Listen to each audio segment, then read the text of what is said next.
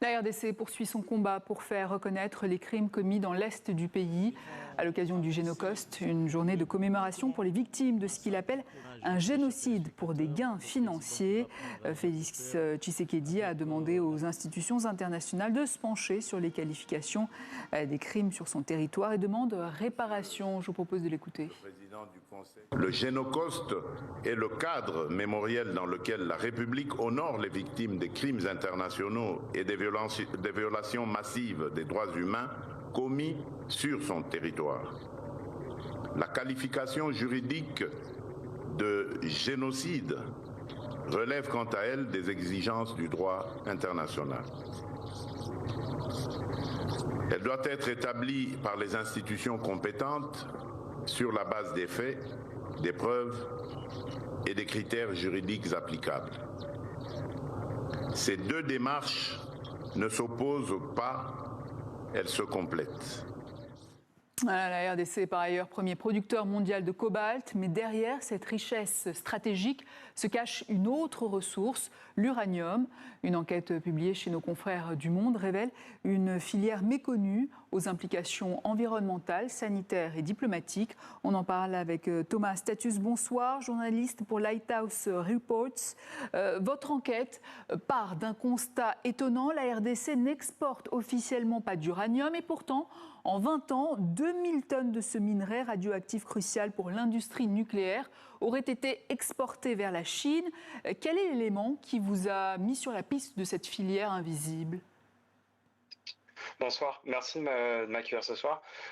En fait, tout part il y a quelques années de l'obtention d'un document exclusif, jamais publié et jamais révélé, qui est une note de l'Agence internationale de l'énergie atomique, l'AIEA, qui est donc le régulateur international de l'énergie nucléaire et de l'uranium. Et dans cette note de 2009, les experts de l'AIEA, encore une fois dans cette note jamais publiée que l'on révèle dans le cadre de cette enquête, les experts racontent exactement ce que vous racontez à l'antenne, c'est-à-dire que souvent, souvent et presque tout le temps associé dans le cobalt congolais se cache de l'uranium, parfois en des quantités importantes, qui donc peuvent être exportées en catimini et extraits à destination par le pays qui reçoit ces exportations de cobalt. Et c'est finalement ce fil-là qu'on a tiré dans cette enquête qu'on publie effectivement, comme vous le disiez, avec Lighthouse Report, le Financial Times, et qui est aussi paru dans les colonnes du journal Le Monde. Et concrètement, comment avez-vous démontré que de l'uranium se retrouve dans les exportations de cobalt à destination de la Chine donc quelles sont les preuves, par exemple ? Alors, elles sont de deux ordres. Le premier, c'est qu'on a travaillé dans le cadre de cette enquête avec deux chercheurs dans des universités américaines, donc à l'université de Princeton et du Wisconsin, je vais citer leur nom, Ryan Manzouk et Sébastien Philippe, qui ont publié un article dans Nature Communication, donc une revue scientifique, qui raconte finalement, qui soutient ce constat. Et comment ils soutiennent ce constat-là ? Ils se basent d'abord sur les données géologiques disponibles qui cartographient le sous-sol congolais, donc en prouvant que de l'uranium en fait est présent associé au cobalt dans quasiment toutes les exploitations de cobalt.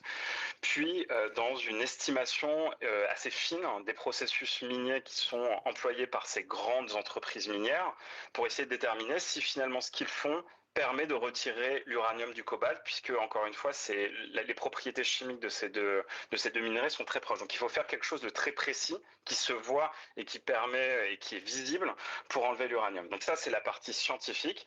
Et nous, de notre côté journalistique, avec nos outils, puisqu'encore une fois, c'était une collaboration inédite, on a obtenu des centaines, voire des milliers de pages de documents internes, notamment de l'une des principales opérations minières du pays, qui s'appelle Tenke Fungurume, qui est aujourd'hui dans les mains d'une entreprise chinoise qui s'appelle CEMOC. Et ces documents racontent qu'entre 2015 et 2021, CEMOC a produit dans un nombre assez fréquent, même la majorité des cas, du cobalt très riche en uranium, au-delà à la fois des limites internationales, mais aussi des limites d'exportation qui sont posées par la République démocratique du Congo.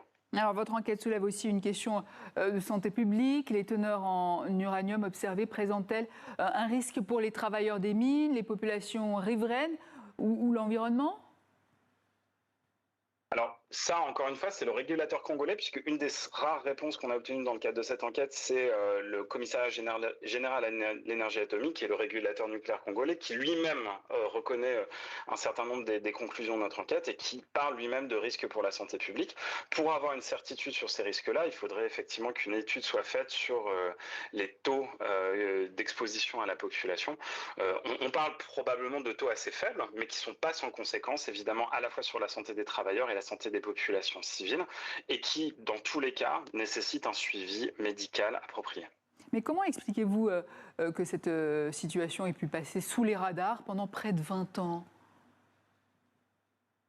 Je ne me l'explique pas vraiment. Après, sous les radars, il y a eu effectivement cette note de l'AIEA, il y a eu des précédents, il y a eu des contaminations à l'uranium. En fait, finalement, quand vous regardez l'histoire de l'extraction minière en République démocratique du Congo, il y a eu des alertes. En 2018, par exemple, Glencore, un des principaux acteurs, qui est une multinationale, un des principaux acteurs du secteur en RDC, a eu à arrêter la production de son cobalt à l'une de ses mines parce qu'il y avait trop d'uranium. Il y a eu la même situation dans une mine voisine qui s'appelle Comus, une mine chinoise, en avril 2024. Donc il y a eu des précédents, à vrai dire. Ce qui n'était pas connu, c'était l'étendue finalement de ce problème de l'uranium dans le cobalt. On pensait que c'était circonscrit à certaines régions et à certaines opérations minières, et ça ne l'était pas. Je pense que ce que ça illustre, pour répondre à votre question, c'est les trop faibles contrôles en matière d'exportation, à la fois en République démocratique du Congo, mais aussi à certains ports de départ de ce minerai, que ce soit en Afrique du Sud ou dans d'autres pays. Mais avez-vous noté des complicités gouvernementales ou des autorités locales? À qui profite ce trafic, par exemple?